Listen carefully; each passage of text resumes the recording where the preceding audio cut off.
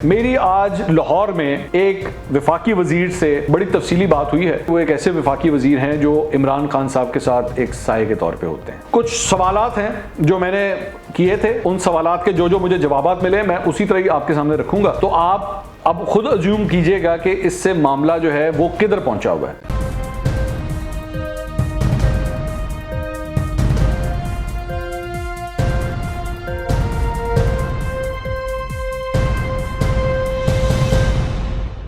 अस्सलाम वालेकुम नाज़रीन, मैं हूं मंसूर अली खान। अपने YouTube चैनल के ऊपर आपको खुशामदीद कहूँगा। सबसे पहले आपसे दरख्वास्त के चैनल को सब्सक्राइब करना मत भूलिएगा और बेल आइकन ज़रूर प्रेस कीजिएगा।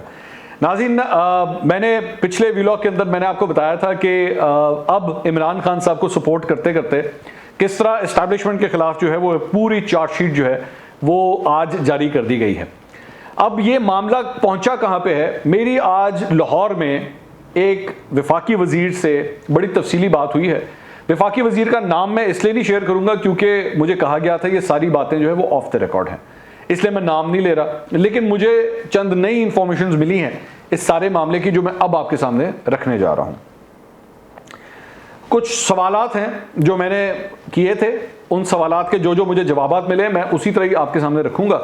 तो आप अब खुद अज्यूम कीजिएगा कि इससे मामला जो है वो किधर पहुंचा हुआ है। ठीक है, इससे आप अंडरस्टैंड कीजिएगा। और ये डिफरेंट टॉपिक्स हैं जिसके ऊपर मेरी बात हुई है। उसमें DGISI का भी इशू है, उसमें इलेक्शंस की बात है, उसमें इलेक्टोरल रिफॉर्म्स की बात है, अफगानिस्तान की बात है, लोकल बॉडी इलेक्शंस की बात है, एहतसाब की बात है। तो ये सारे डिफरेंट टॉपिक्स हैं जिसके ऊपर बात हुई है। मैं कोशिश करूंगा मैं जल्दी जल्दी इनको कवर करूं ताकि आपको पूरा सिनेरियो समझ आ जाए कि आज इस वक्त इस्लामाबाद में हुकूमत के अंदर जो है वो माइंडसेट क्या है। You can understand that. अच्छा, सबसे पहली बात यह कि DGISI के मामले के ऊपर जो उन्होंने सबसे बड़ी बात मुझे कही है वो ये है कि जी DGISI का मामला जो है वो उसमें हमारा एक स्केड्यूल तय हो चुका है, ये उन्होंने मुझे कहा है। और इसके मुताबिक अब ये जो कमिंग वीक है, जो आने वाला हफ्ता है, इसके अंदर ये मामला रिजॉल्व हो जाएगा। ये उन्होंने मुझे बात कही है जो मैं आप तक पहुँचा रहा हूँ। DGISI कौन होगा ये तय नहीं हुआ है अभी तक, ये फाइनल नहीं है अकॉर्डिंग टू हिम। जो मुझे बताया गया मैं उसी तरह आपके सामने रख रहा हूँ। यानी इसका मतलब है कि जो ISPR की जानिब से जो प्रेस रिलीज की गई थी लेफ्टिनेंट जनरल नदीम के बारे में, उनके बारे में ये श्योर शॉट बात नहीं है कि वही दोबारा जो है उनका नाम अनाउंस होगा या नहीं होगा, ये कंफर्म नहीं है। दूसरी बात ये, मैंने उनसे पूछा कि जी आर्मी चीफ और प्राइम मिनिस्टर के दरमियान कितनी मुलाकातें हुई हैं इस इशू के ऊपर लेके, तो उसका उन्होंने कहा बस छोड़ें इस बात को, उसका जवाब नहीं दिया उन्होंने इस चीज़ को डक कर दिया। उन्होंने कहा आगे चलें, इसके बारे में बात करने की जरूरत नहीं, आगे चलें, नहीं उन्होंने जवाब दिया। दूसरी बात ये, मैंने उनसे पूछा कि जी आपके रैंक एंड फाइल्स के अंदर, रैंक एंड फाइल से मुराद पाकिस्तान तहरीक इंसाफ के लोगों के अंदर क्या सेंटिमेंट पाया जाता है इस सारी चीज़ को लेके, ये जो कुछ भी हुआ है इसको लेके क्या सेंटिमेंट है। तो उसका उन्होंने जवाब दिया कि वो ये समझते हैं कि बिला वजह की एक नई मुसीबत खोल ली गई है, इसकी ज़रूरत नहीं थी। और वो मतलब फ्रैंकली ये बात भी सही है क्योंकि पिछले 3 साल से सेम पेज का जो एक नोशन चल रहा था, ये सारा इशू चल रहा था, ये बिला वजह जो है एक नई कंट्रोवर्सी पार्टी के लिए जो है वो खड़ी हो गई है। तो और इसका मतलब है कि इसको वो भी महसूस कर रहे हैं, वो जो फेडरल मिनिस्टर जो मुझसे बात कर रहे थे वो इसको महसूस कर रहे हैं कि हाँ ये एक अहम ही बिला वजह हमने अपने सर पे मुसीबत पाल ली है, इसकी ज़रूरत नहीं थी। दूसरी बात ये कि स्केड्यूल, क्या कोई स्केड्यूल है इस सारी चीज़ का, ये क्या पहले से मामला चल रहा था या ये एक्चुअली सारी प्रॉब्लम जो है वो सिर्फ 6 अक्टूबर से स्टार्ट हुई, वन फाइन डे पता लगा ओ ये क्या हुआ है। नहीं, वो ये कह रहे हैं कि डिस्कशन हुई थी इस इशू के ऊपर, बहुत देर से डिस्कशन हुई थी, लेकिन शायद जिस तरह कंक्लूजन होनी चाहिए थी वो नहीं हो सकी। लेकिन अब जो है वो डैमेज कंट्रोल हो चुका है और अब जो है वो एक सर्टेन डायरेक्शन की तरफ ये मामला अब जा रहा है। मतलब ये वो मुझे ये तासुर दे रहे थे, ये तासुर ठीक है या नहीं है मेरे ख्याल में एक हफ्ते के अंदर खुद ही आपके सामने क्लियर हो जाएगा कि है ये इस तरह है या नहीं। एक और बात, मैंने उनसे सवाल किया कि क्या ये डिस्कशन हुई थी कि ISI को जो है वो कोर का दर्जा दे दिया जाए, जनरल फैज को सिर्फ रखने के लिए क्या ISI को कोर का दर्जा दे दिया जाए। तो उसका ना उन्होंने हाँ में जवाब दिया और ना उन्होंने ना में जवाब दिया। बिल्कुल जो उन्होंने मुझे जिस तरह कहा है मैंने उसी तरह आपके सामने रख दिया, ना उन्होंने हाँ की इस पे और ना उन्होंने ना की इसके ऊपर। उसके बाद मैंने सवाल किया कि क्या आप लोगों के पास समरी आई हुई है या नहीं आई हुई, तो उन्होंने कहा कि हाँ समरी आई हुई है। ये उन्होंने मुझे तस्दीक की कि ये समरी आई हुई है। तो मैंने कहा जी पिंडी फिर इसको क्यों डिनाई कर रहा है कि आपके पास समरी नहीं आएगी। उन्होंने कहा वो मुझे नहीं पता इस बात का, लेकिन ये कन्फर्म है कि समरी आई हुई है। मतलब ये उन्होंने मुझे बिल्कुल कंफर्म किया, मैंने कैटेगोरिक सवाल किया, उन्होंने मुझे कैटेगोरिकली इस बात को कंफर्म किया कि समरी हमारे पास आई हुई है। आगे फिर और इश्यूज जो हैं ज़रा मैं उसके ऊपर भी बात कर दूं। मैंने कहा जी एक उनसे मैंने सवाल किया कि आप लोगों ने पिछला इलेक्शन जो था 2018 का, वो इस बुनियाद के ऊपर जीता था कि हम अकाउंटेबिलिटी करेंगे, हम नून लीग पीपल्स पार्टी से लूटी हुई दौलत लेकर आएंगे। अगले इलेक्शन में अभी तक आपके पास कोई बड़ी कामयाबी नहीं है इस सिलसिले में। नून लीग के सब लोग इस वक्त बाहर हैं, जेलों से बाहर हैं, सिर्फ खुर्शीद शाह एक वाहिद बंदा है पीपल्स पार्टी से जो इस वक्त अंदर है, और कोई भी नहीं है। तो अगला इलेक्शन किस तरह लड़ेंगे? तो उन्होंने इस बात को एक्सेप्ट किया कि ये वाकई हमारे लिए एक परेशानकुन बात है कि हम अपने वोटर को जाके क्या बताएंगे कि हमने क्या किया है, क्योंकि हमारा वोटर तो इसी बुनियाद के ऊपर हमें वोट दे रहा था।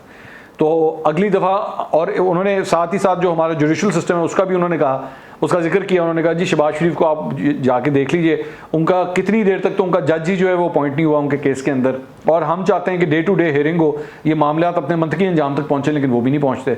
तो हमारे लिए काफ़ी फ्रस्ट्रेटिंग है, ये उन्होंने एक्सेप्ट किया इस बात को। लोकल बॉडी इलेक्शंस के हवाले से उन्होंने ये कहा कि जी मेरे और इमरान खान साहब के अलावा पार्टी के अंदर कोई भी लोकल बॉडी इलेक्शंस कराने के हक में नहीं है, और ये उन्होंने कहा कि चारों सूबों के अंदर है। सिंध के अंदर भी उन्होंने कहा, बलूचिस्तान, केपी, पंजाब, सब के अंदर जो है वो बल्दियाती इंतखाबात कराने के हवाले से कोई इस सिलसिले में पॉजिटिविटी नहीं पाई जाती।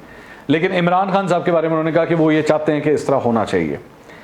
IMF के हवाले से जो गुफ्तो शुनीद है वो, उसके हवाले से उन्होंने कहा कि ये तासुर अभी नहीं कहना चाहिए कि ये टॉक्स जो हैं ये फेल हो गए हैं। हाँ, हमारे दरमियान गैप्स काफ़ी हैं, मतलब पाकिस्तान का जो वफ्द गया हुआ है शौकत तरीन साहब की सरबराही में, उनके दरमियान और IMF के दरमियान जो है, आप ज़हन में रखिएगा ये $1 अरब की बेसिकली किस्त लेने के लिए गए हुए हैं कि वो हमारी अप्रूव हो जाए। $6 अरब उन्होंने अप्रूव किया था, $2 अरब पाकिस्तान को मिल चुके हैं, $1 अरब जो है उसके लिए ये गुफ्तगू चल रही है, लेकिन अभी बहुत आपस में जो है वो गैप बहुत बड़ा है।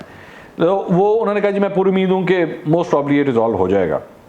अच्छा, उसके बाद हसान खावर जो नए तर्जुमान हैं पंजाब हुकूमत के, उनके बारे में उन्होंने बड़े अच्छे कलमात के। उन्होंने कहा कि अच्छी बात है कि कोई पढ़ा लिखा बंदा भी जो है वो अब इस सीट के ऊपर आके बैठेगा और मामला को संभालेगा, तो उनसे भी काफ़ी उम्मीदें वाबस्ता हैं इस्लामाबाद को कि अब तर्जुमानी जो है पंजाब हुकूमत की जो है वो अच्छे तरीके से होगी। इलेक्टोरल रिफॉर्म्स के बारे में, जो इंतखाबी इस्लाहात हैं, उसके बारे में उन्होंने कहा कि हम अपोजिशन के साथ तो काम करना चाहते हैं इस मामला के ऊपर।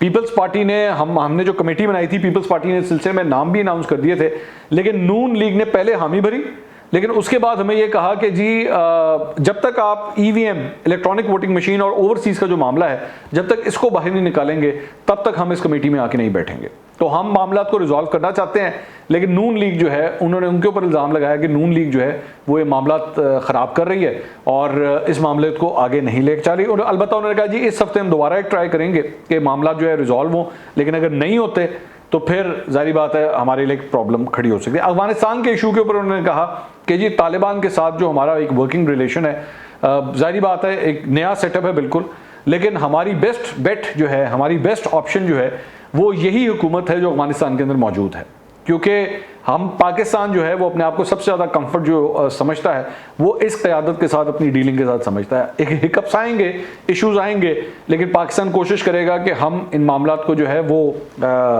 जो सरबराही सतह है उसके ऊपर रिजॉल्व करके जो है मामलात को आगे लेके चलें। अफगानिस्तान के साथ जो है इस पूरे सेटअप को चलाना, इस पूरा सेटअप का सक्सेसफुल होना अफगानिस्तान के अंदर जो है वो पाकिस्तान के मफाद में है। तो ये सारी गुफ्तगू जो है वो मेरी वफाकी वज़ीर से हुई है। ज़ाहिर बात है आप दोबारा आपके ज़हन में यही सवाल होगा कि वफाकी वज़ीर कौन है। मैं सिर्फ यही कहूँगा कि वो एक ऐसे वफाकी वज़ीर हैं जो इमरान खान साहब के साथ एक साये के तौर पे होते हैं। नाम मैं नहीं बता सकता। अगले व्लॉग में दोबारा मुलाकात होगी। अल्लाह हाफ़िज़।